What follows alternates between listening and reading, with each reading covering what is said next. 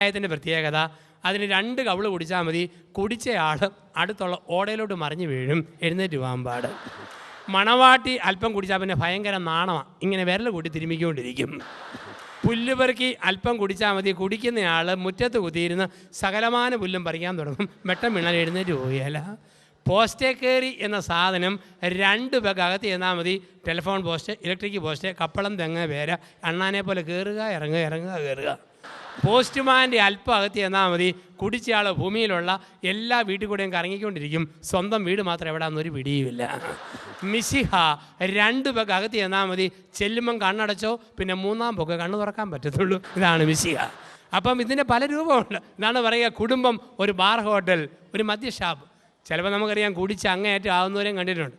ചാണ്ടിച്ചേട്ടൻ എന്ന് പറയുന്ന ആൾ ഷാപ്പിൽ ചെന്ന് കുടിച്ചു കഴിഞ്ഞപ്പം ചാണ്ടിച്ചേട്ടൻ്റെ ഭൂമിയിലെല്ലാം വെള്ളപ്പൊക്കം പോലെ തോന്നാൻ തുടങ്ങി. അപ്പോൾ 8-9 സഹകുടിയന്മാർ ചാണ്ടിച്ചേട്ടൻ്റെ കയ്യെ പിടിച്ച് സാവധാനം വീട്ടിൽ കൊണ്ടുവന്നു. അരമണിക്കൂർ നടന്ന് ആടി വീടിൻ്റെ മുറ്റത്ത് ചെന്നപ്പോൾ ഒരുത്തൻ ചെന്ന് കോളിംഗ് ബെൽ അടിച്ചു. ഭാര്യ ചോദിച്ചു, ആരാ? ഞങ്ങൾ ചാണ്ടിയം കൊണ്ട് വന്നതാ, അവിടെ എങ്ങാനും ചാണ്ടിയേച്ച് പൊക്കോളാൻ പറഞ്ഞു. കാരണം കുടിക്കുന്ന കെട്ടിയവനെ കൊണ്ടുവരുന്ന കൂട്ടുകാരോടും ഭാര്യയ്ക്ക് അറപ്പാണ്, വെറുപ്പാണ്. അവരവിടെ നിന്നു. 15 മിനിറ്റ് ആയിട്ടും ഭാര്യ വാതിൽ തുറക്കുന്നില്ല. ഇവർ മൊത്തം നിന്ന് ആടുക. ഒരു മനുഷ്യൻ ഒന്നുകൂടെ കോളിംഗ് ബെൽ അടിച്ചു. ഭാര്യ ചോദിച്ചു, ആരാന്നല്ലേ ചോദിച്ചത്? ഞങ്ങൾ ചാണ്ടിയം കൊണ്ട് വന്നാന്ന് പറഞ്ഞില്ലേ, നിർത്തിയിട്ട് പോകാനല്ലേ പറഞ്ഞത്? പൊരുത്തന്നെ മറുപടി, പൊന്നു പെങ്ങളെ ഇങ്ങോട്ടൊന്ന് ഇറങ്ങി വന്ന് ഞങ്ങളിൽ ആരാ ചാണ്ടിയെന്നൊന്ന് കാണിച്ചു തരാമോ? ഇതാണ് അവസ്ഥ. ഇപ്പോൾ കുടുംബം ഒരു ബാർ ഹോട്ടൽ, കുടുംബം ഒരു മദ്യഷാപ്പ്. ചില കുടുംബങ്ങൾ ലഹരി വിളമ്പുന്ന കുടുംബമാണ്. അപ്പോൾ അങ്ങനെയുള്ള കുടുംബത്തിൽ എന്ത് സംഭവിക്കും? യേശയ്യാ പ്രവാചകൻ്റെ പുസ്തകം 5-ാം അധ്യായം 11 മുതൽ 22 വരെയുള്ള വാക്യങ്ങൾ. യേശയ്യാവിൻ്റെ പ്രവചനം 5-ാം അധ്യായം 11 മുതൽ 22 വരെയുള്ള വാക്യങ്ങൾ. നിൻ്റെ വീടിൻ്റെ വിരുന്നുമേശയിൽ നീ ലഹരി വിളമ്പുമ്പോൾ വിരുന്നിൻ്റെ കർത്താവ് നിൻ്റെ വീടിൻ്റെ പടിവാതിലുകൾ ഇറങ്ങിപ്പോയിരിക്കും. അങ്ങനെയുള്ള കുടുംബത്തിൽ മക്കൾക്ക് അനുഗ്രഹക്കുറവുണ്ടാകും, കുടുംബത്തിൽ കൃപയുടെ ചോർച്ചയുണ്ടാകും. ഇപ്പോൾ കുടുംബം ഒരു ബാർ ഹോട്ടൽ. 2, കുടുംബം ഒരു കശാപ്പ് കട. കുടുംബം ഒരു കശാപ്പ് കട. എങ്ങനെയുള്ള കുടുംബമാണ് കശാപ്പ് കട? അമ്മയുടെ ഗർഭപാത്രത്തിൽ കുഞ്ഞിനെ കൊത്തി നുറുക്കുന്ന ഗർഭഛിദ്രം നടത്തുന്ന കുടുംബമാണോ, ആ കുടുംബം ഒരു കശാപ്പ് കടയാണ്. അതുകൊണ്ടാണ് പറയുക, ഗർഭഛിദ്രത്തിന് പ്രേരിപ്പിക്കുന്ന ഭർത്താവും വഴങ്ങുന്ന ഭാര്യയും നടത്തുന്ന ഡോക്ടറും സഹായിക്കുന്ന നേഴ്സും ദൈവത്തിൻ്റെ കോടതിയിൽ കൊലപാതകത്തിന് ചോദ്യം ചെയ്യപ്പെടും. അങ്ങനെയുള്ള കുടുംബത്തിൽ ജീവിച്ചിരിക്കുന്ന മക്കൾക്ക് അനുഗ്രഹം നഷ്ടപ്പെട്ടുകൊണ്ടിരിക്കും. ഇന്ന് ഇതിനെതിരെയുള്ള മനോഹരമായ മലയാള സിനിമയാണ് കാണാക്കൺമണി എന്ന് പറയുന്നൊരു ചിത്രം. ഇപ്പം ഗർഭചിത്രത്തിൻ്റെ പാപത്തെക്കുറിച്ചാണ് സൂചിപ്പിക്കുക. അപ്പം അങ്ങനെയൊക്കെ ഒരിക്കൽ സംഭവിച്ചു പോയെങ്കിൽ, പൈസയുള്ള ആൾക്കാരുടെ വീട്ടിലാണ് സംഭവിച്ചതെങ്കിൽ, ഇടത്തരം കുടുംബത്തിലെ പാവപ്പെട്ട പെൺകുട്ടികളെ പഠിപ്പിച്ചും വിവാഹാന്തസ്സിൽ പ്രവേശിപ്പിച്ചും ഇതിനുള്ള ആനുപാതികമായ പ്രായശ്ചിത്തം ചെയ്തിരിക്കണം. പാവപ്പെട്ടവർക്ക് സംഭവിച്ചെങ്കിൽ തമ്പുരാനോട് മാപ്പ് ചോദിക്കുക ദൈവത്തിൻ്റെ കരുണയ്ക്കായിട്ട്. ഒരിക്കലും കുടുംബം ഒരു കശാപ്പ് കടയാകാൻ പാടില്ല. ഇപ്പോൾ 1, കുടുംബം ഒരു ബാർ ഹോട്ടൽ. 2, കുടുംബം ഒരു കശാപ്പ് കട. 3, കുടുംബം ഒരു ബ്യൂട്ടി പാർലർ. ചില കുടുംബങ്ങൾ ബ്യൂട്ടി പാർലറുകളാണ്. അലങ്കാര വസ്തുക്കൾ, ആഡംബര വസ്തുക്കൾ, മേക്കപ്പ് സാധനങ്ങൾ. റബ്ബർ ഷീറ്റിന് 100 രൂപ കഴിഞ്ഞപ്പോൾ കോട്ടയം ജില്ലയിലും, വിദേശ പണം വന്നപ്പോൾ പത്തനംതിട്ട തുടങ്ങി മറ്റുള്ള കേരളത്തിലെ എല്ലാ ജില്ലകളിലും കാണാം. ഇഷ്ടം പോലെ ഈ പൈസയൊക്കെ വന്നു കഴിഞ്ഞപ്പം അലങ്കാര വസ്തുക്കൾ, ആഡംബര വസ്തുക്കൾ. ഇന്ന് നമുക്ക് മലയാളികൾക്ക് പല പല കോംപ്ലക്സുകളുണ്ട്. 1, ഇൻഫീരിയോറിറ്റി കോംപ്ലക്സ്. 2, superiority complex. 3-ാമത്തെ കോംപ്ലക്സാണ് എല്ലാം വാങ്ങിക്കൂടുന്ന ഷോപ്പിംഗ് കോംപ്ലക്സ്. ഇത് നമ്മുടെ വലിയൊരു കോംപ്ലക്സായി മാറിയിട്ടുണ്ട്. ചില പെണ്ണുങ്ങളെ കാണാം, വയസ്സ് 65 കഴിഞ്ഞാലും പല്ല് പറഞ്ഞ കുഴി പൗഡറിട്ട് നികത്തി, ചുണ്ടയിലും കണ്ണിൻ്റെ പുരികത്തേലുമൊക്കെ കലാമണ്ഡലം കല്യാണിക്കുട്ടിയമ്മയുടെ കൂട്ടി ചായമൊക്കെ പൂശി ഒരു പ്രത്യേക നടപ്പ്. അപ്പോൾ ഇവരുടെ ഓർമ്മ ഇത് തൊലിയുടെ നിറവാണെന്ന് ആൾക്കാർ കരുതുമെന്ന. സാമാന്യ ബോധമുള്ളവർക്കറിയാം അത് ചുണ്ടിൻ്റെയും കണ്ണിൻ്റെയും കവിളിൻ്റെയും നിറവല്ല, പെരയുടെ ജനൽക്കമ്പിക്ക് തൂത്ത പെയിൻറ്റിൻ്റെ ബാക്കി കിരിയെ പൂശിതാന്നറിയാം. ഇങ്ങനെ നടക്കുന്ന ബ്യൂട്ടി പാർലറുകൾ. ചില ചേട്ടന്മാരെ കാണാം, ഇവിടെ ഞാനൊന്നും പറയണില്ല, കാരണം വിദേശത്ത് ജോലി ചെയ്യുമ്പോൾ അല്പമൊക്കെ മേക്കപ്പൊക്കെ ആവശ്യമാണ്. പക്ഷെ നമ്മുടെയൊക്കെ നാട്ടിൽ വന്നാൽ കാണാം, വയസ്സ് 75-80 ആയാലും ഒരു മുടി പോലും നരയ്ക്കാത്ത അച്ചായന്മാർ. തലമുടി നോക്കിയാൽ കരിക്കലം കമത്തിയ പോലെ, മുകളിൽ കറുപ്പ്, കീഴേ ചെമ്പിപ്പ്, അടിയിൽ നരപ്പ്. ഈ 3 നിലപ്പന്തലും ചുമന്ന് നടക്കുന്ന ഒരുപാട് ചേട്ടന്മാരെ മലയാളികൾക്കിടയിൽ കാണാം നമ്മുടെ നാട്ടിൽ.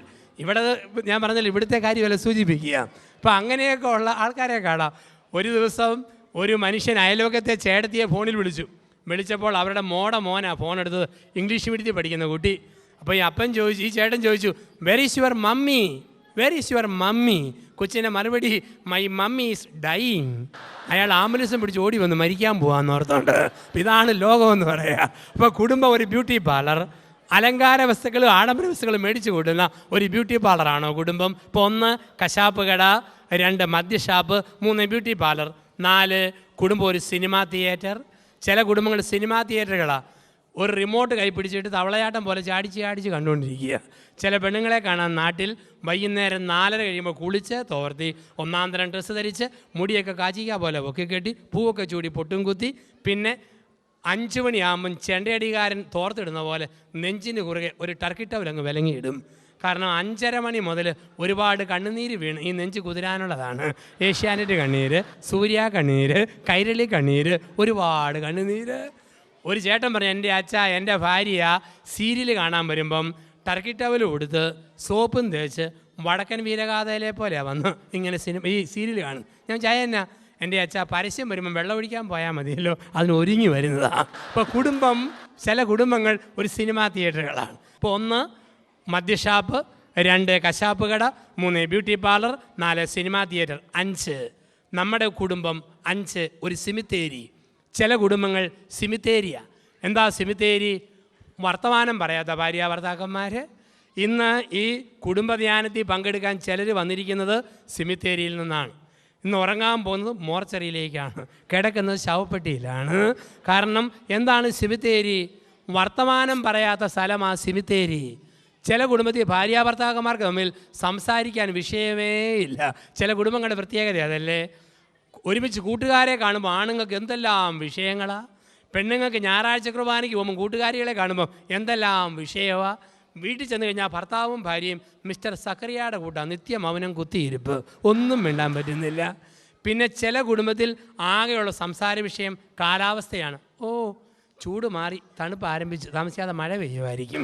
ഒരു മഴക്കാർ ഇങ്ങനെ പോന്നു, അവിടെ പോയി പെയ്യുമായിരിക്കും. കാലാവസ്ഥ സൃഷ്ടിച്ച ദൈവത്തിന് 1000 നന്ദി. അല്ലെങ്കിൽ പല ഭാര്യാഭർത്താക്കന്മാരും വിഷയദാരിദ്ര്യം കൊണ്ട് മരിച്ചു പോകുമായിരുന്നു. ഞാൻ പറഞ്ഞു, ഒരു ധ്യാനത്തിൽ പറഞ്ഞു, നല്ല ഭാര്യാഭർത്താക്കന്മാർ ഉറങ്ങാൻ പോകുന്നതിന് മുമ്പ് 15 മിനിറ്റ് കട്ടിലേലിരുന്ന് മുട്ടി ഒരുമി കൊച്ചു വർത്താനം പറഞ്ഞിട്ട് കിടക്കാൻ പോകണം. അത് കഴിഞ്ഞൊരു സ്ത്രീ വന്ന് പറഞ്ഞു, അച്ഛാ കല്യാണം കഴിഞ്ഞ് 18 വർഷം, എൻ്റെ അച്ഛാ 15 മിനിറ്റ് ഒന്നും വേണ്ട, എൻ്റെ കെട്ടിയവനോട് 5 മിനിറ്റ് ഒന്നും മിണ്ടിയാൽ മതിയായിരുന്നു. ഈ മനുഷ്യൻ സന്ധ്യയാകുമ്പോൾ എന്നോട് 3 അടിയുടെ കാര്യം പറയും, വേറെ ഒന്നും പറയത്തില്ല. 3 അടിയുടെ കാര്യം. ഞാൻ അതെന്നാ പെങ്ങളെന്ന് ചോദിച്ചു. അച്ഛാ സന്ധ്യയാകുമ്പോൾ പറയും, 1 പ്രാർത്ഥിക്കടി, 2 കഞ്ഞി വിളമ്പടി, 3 പാവിരിക്കടി. ഈ 3 അടിയേ ഉള്ളൂ, വേറെ സംസാരമില്ല. അപ്പം ഈ സംസാരമില്ലാത്ത കുടുംബം ഒരു ഏറ്റവും വലിയ ബുദ്ധിമുട്ട് വർത്തമാനം പറയാതിരിക്കുന്നതല്ലേ. ഒരു വീട്ടിലെ 75 വയസ്സുള്ള അപ്പൻ, 73 വയസ്സുള്ള അമ്മ. അപ്പന് മൂക്കിൻ്റെ അറ്റത്ത് അരിശമാണ്, പക്ഷേ പെട്ടെന്ന് ശാന്തമാകും. തള്ള അങ്ങനെ അരിശപ്പെടുകയില്ല. ഒരിക്കൽ പിണങ്ങിയോ പിന്നെ 10 മാസം കഴിഞ്ഞേ വാ തുറക്കത്തുള്ളൂ, അത്രയ്ക്കും വാശിക്കാരിയാണ്.